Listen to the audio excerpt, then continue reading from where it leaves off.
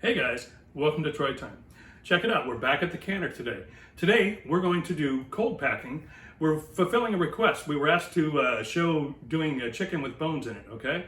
So we had some of that go on sale this week, so I like to try and help you guys out and do what you guys like. So today we're doing chicken with bones in it in a raw pack. We're doing chicken drumsticks, okay? We're gonna be using our Nesco Carey canner, my favorite canner. Lots of people getting on board with getting these things. I'm seeing it all over in the comments. Get on board, they're still super cheap. Get them on Amazon, get your cannon up and going. Today we're doing drumsticks. Here we go.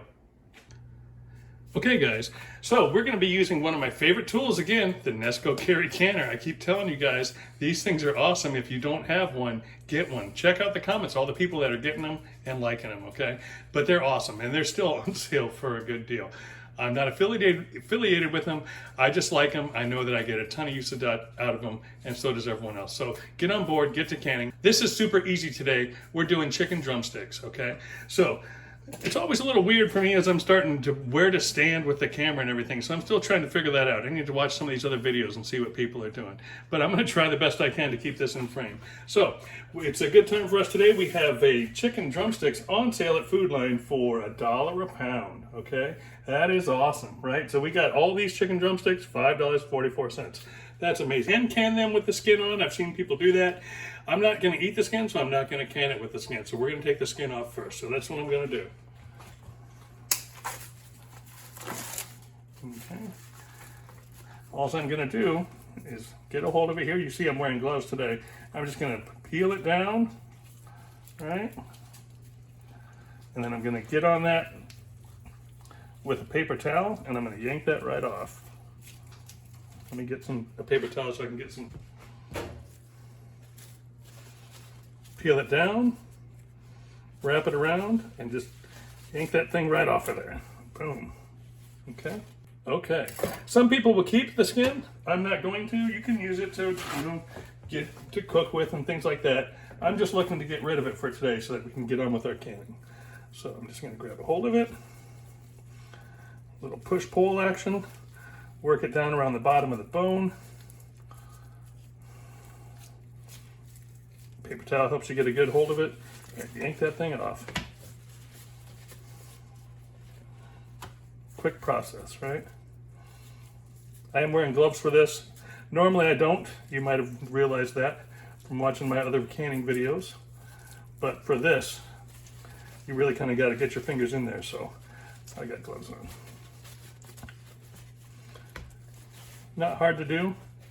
We'll just zip through these. I'll show you one more and then we'll cut ahead. Fingers under the skin, roll it down right to the top of the bone. Give it a little assist there. And once you feel like you got it in a good spot, just pull that thing right off. It should all come off in one piece. Okay? All right, we'll cut ahead. Okay, here we go, guys. So from this point, it's going to be a lot like some of our other videos, but we're going to go through it. Usually I do like using wide mouth jars, but I had a lot of narrow mouth jars in my possession because I use these a lot when I'm doing my hydroponics, okay?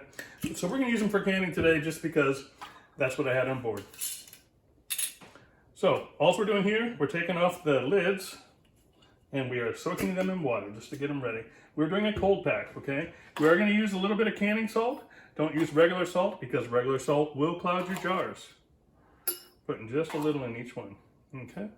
So while we're doing that, we're going to fill up our canner. I'm going to use 2.5 quarts. Someone remarked in the comments that the book requires 2 quarts. Yes, that's true.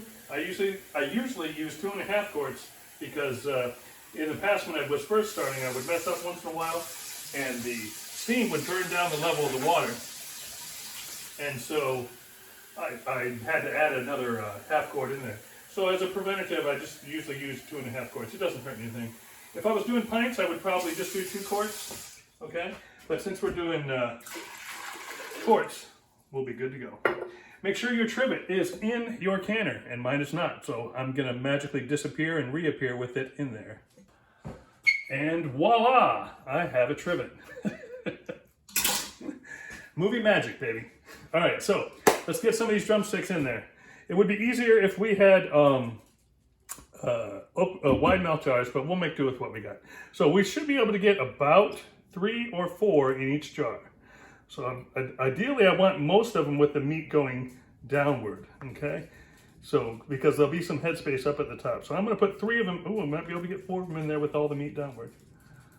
I think we can. I think we can. All right, so I'm gonna put them in like that. Okay, so we're gonna get about 4 in each jar. Probably gonna end up using about 16 drumsticks. Okay.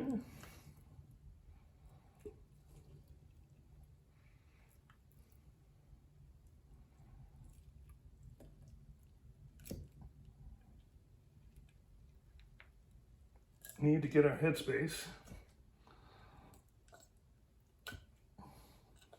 Might have to work it around a little bit. You may have to take one out of one jar and put it in another jar. It just kind of depends where the big ones and little ones are at.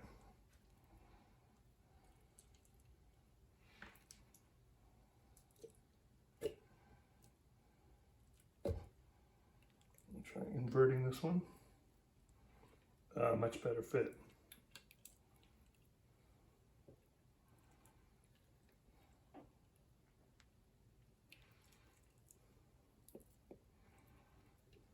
There we go.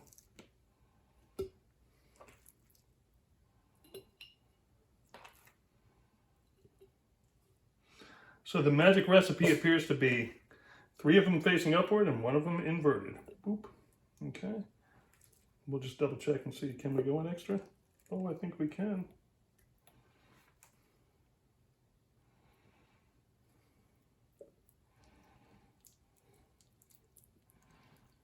Not in this one. Part of canning is playing Jenga, so if you're good at that game, you might be a good canner.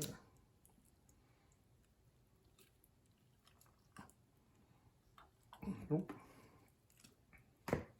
This guy's a little smaller. Oh, that is money, baby. All right, perfect. So I think we used 19 there, it looks like. I think I prepared 20, and I think we used 19. So these will shrink down, but we should be good. I'm going to give them just a little bit of water. We are cold packing, so normally you don't fill them with water.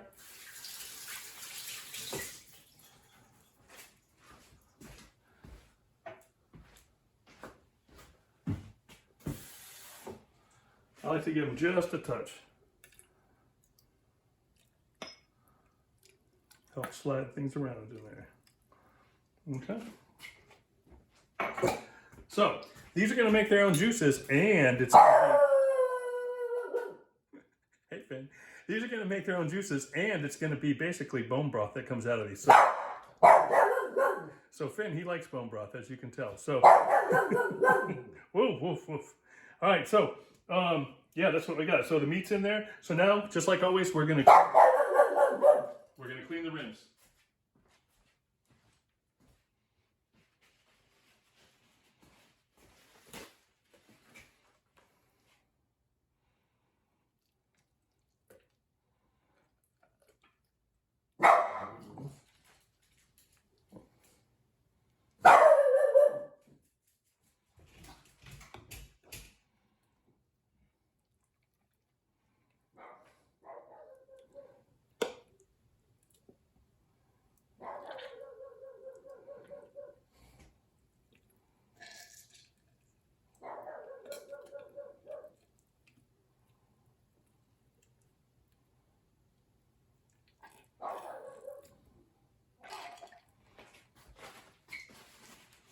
There we go, guys. I was able to jangle that around a little bit, and we got all 20 in there, okay? So, now we got to clean the rims.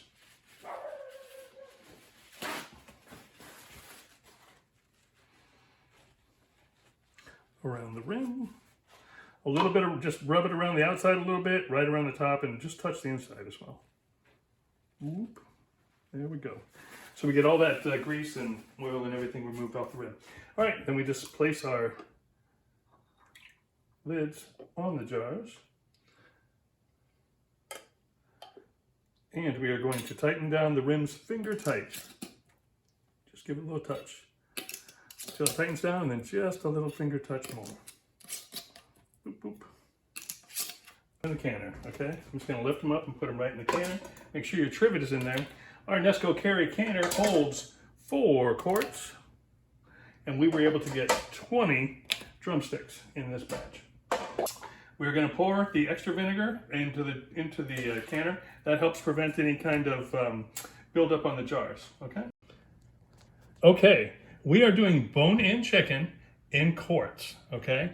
If you go to the USDA Safe Canning Guide, which everyone should, it's available online, just Google that and you can find it. It will tell you that for bone-in chicken, you should process quarts for 75 minutes. So that's what we're gonna do, okay? So we go high, and we set the time to 75 minutes.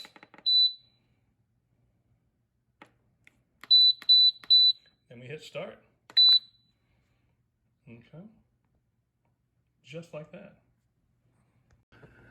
You want to make sure when you start your canner that your little switch up top is flicked over to exhaust.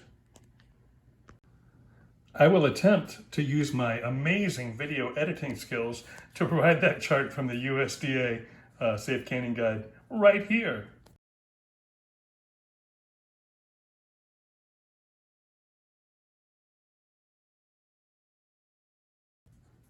Hopefully it has magically appeared for you. But definitely look that up online. There's a lot of good information there.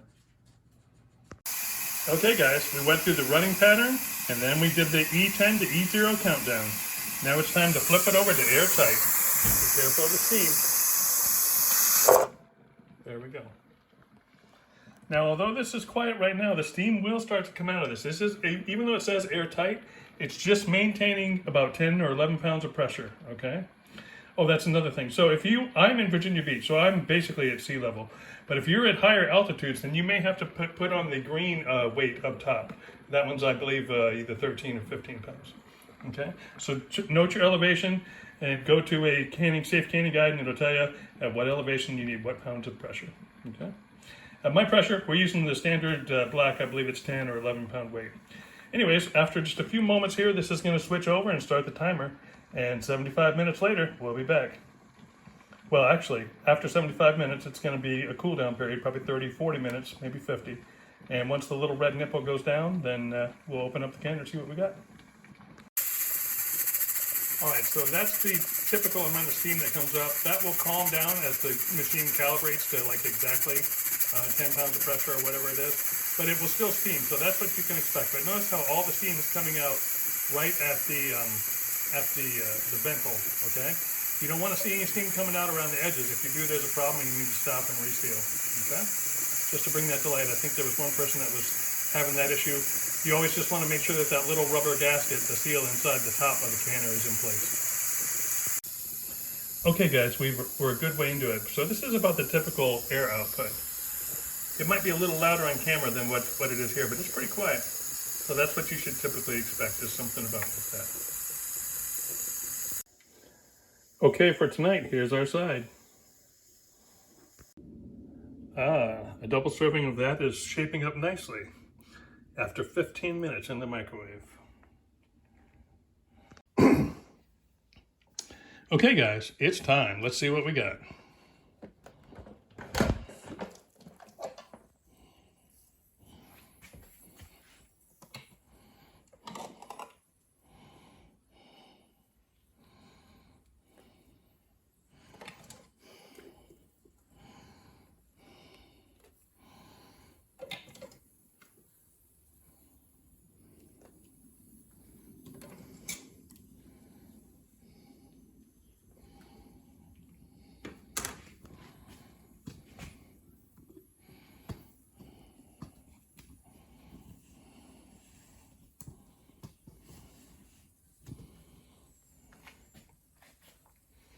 Those are going to be so juicy and good. That's going to be so tender.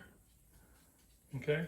I'm actually going to open at least one of them up, and it's going to be dinner tonight along with our side. I think we got some Parmesan noodles that are ready on the stove. So I'm going to wait a few minutes and see whichever, there might be one that doesn't seal. If it does, I'm going to grab that one. If there isn't, I'm going to open one and have it for dinner tonight. Which is awesome because it only took about 20 minutes to prepare.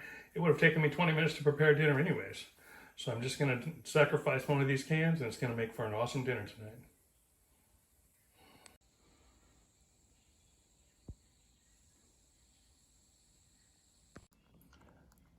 Okay, should you choose to open one in the immediate time frame, make sure you treat it, you realize it's volatile if it's still boiling. Treat it like a soda bottle that's been shaken. So just let a little of the air out at first and then let it decompress slowly, okay?